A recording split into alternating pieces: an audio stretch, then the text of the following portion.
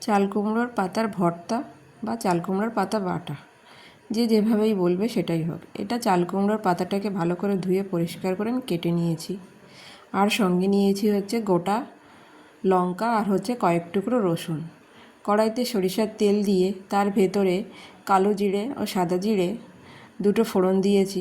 এবার কয়েক টুকরো রসুন দিয়ে দিলাম। এবার সঙ্গে কয়েকটা লঙ্কা দিয়েছি। এখানে একটু লঙ্কাটা আমি একটু বেশি খাই, তাই লঙ্কাটা বেশি দিয়েছি। যে যেমন লঙ্কা খাবে সে তেমন লঙ্কা দেবে। এবার একটু নাড়াচাড়া করে দেখো শাকটা আমি দিয়ে দিলাম। একটু ভাজা ভাজা হয়ে যাবে, তারপরে আমি একটু পরিমাণ মতো লবণ আর হলুদটা দিচ্ছি। আমি লবণ আর হলুদটা আগে দিইনি, যেহেতু শাকটা কমে কতটা আসবে সেটা বুঝতে পারিনি। সেটা ভালো করে ভেজে নিয়ে দেখো আমি মিক্সিতে তুলে দিয়েছি। এটা পাটাতেও বাটা যেতে পারে। দেখো কত সুন্দর হয়েছে।